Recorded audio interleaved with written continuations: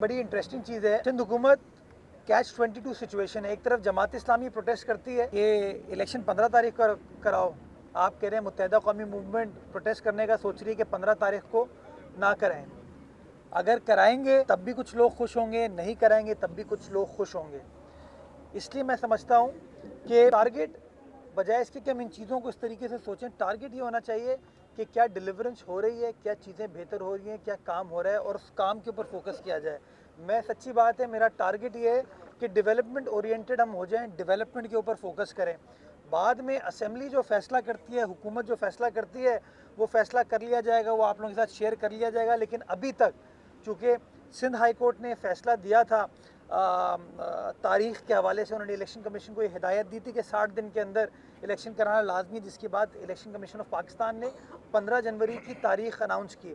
सिंध हुकूमत ने तो कहा था कि लॉ एंड ऑर्डर सिचुएशन के हवाले से थोड़ा मज़ीद टाइम दें आप, लेकिन इलेक्शन कमीशन ने चूँकि 15 जनवरी की तारीख़ अनाउंस की है, तो बहैसियत एक आइनी हुकूमत के, कानूनी हुकूमत के, we are duty bound to follow what the Election Commission has said. तो अभी तक तो जो सिचुएशन मौजूदा नज़र आ रही है वो 15 जनवरी को इलेक्शन का शेड्यूल इलेक्शन कमीशन ने अनाउंस किया हुआ है और हमको उस इलेक्शन को एज़ पर द डायरेक्शन कराने की ज़रूरत है। वो जो प्रोटेस्ट वाली बात, जमात इस्लामी भी प्रोटेस्ट कर रही है, पीटीआई भी प्रोटेस्ट कर रही है, एमक्यूएम भी प्रोटेस्ट कर रही है। अनफॉर्चुनेटली ये सोचना चाहिए कि प्रोटेस्ट काम के लिए हो ना, कि उसके ऊपर कभी भी नहीं होता। आज जो जमात इस्लामी प्रोटेस्ट कर रही है, वो मैं कल देख रहा था, कल मैं कोरंगी गया किसी शादी में, उन्होंने अपना टेंट लगाया हुआ था कि हम चीज़ों को बेहतर करने आ रहे हैं। और माशाल्लाह वो टेंट लगाने के लिए उन्होंने फुटपाथ को इंक्रोच किया हुआ था।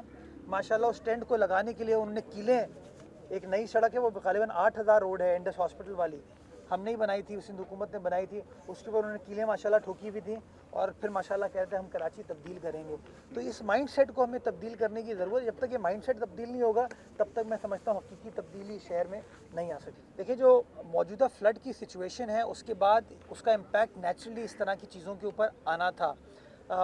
सिंध हुकूमत ने लोगों को रिलीफ देने के लिए, क्योंकि आटा महंगा हो गया है, हमने एक अपनी सब्सिडी स्कीम मुतारिफ़ कराई है जिसके तहत 65 रुपये किलो यानी कि 650 रुपये का 10 किलो का थैला जो है वो सिंध हुकूमत मुख्तलिफ सिंध के अज़ला के अंदर डिस्ट्रीब्यूट कर रही है, उसको अवेलेबल किया जा रहा है। और जो कल भी वाक़या हुआ था वो सस्ता आटा चूँकि प्रोवाइड किया जा रहा था, उसमें मैं समझता हूँ जो हमारी इंतज़ामिया है उसको इस तरीके से मैनेज करने की ज़रूरत है कि जो भगदड़ मचती है ये भगदड़ ना मची जाए, और शहरियों को भी थोड़ा सा उसके अंदर मैं समझता हूँ एतदाल लाने की ज़रूरत है कि वो भी कभी कभार जल्दी करने की कोशिश में कभी कभार इस तरह की भगदड़ मच जाती है।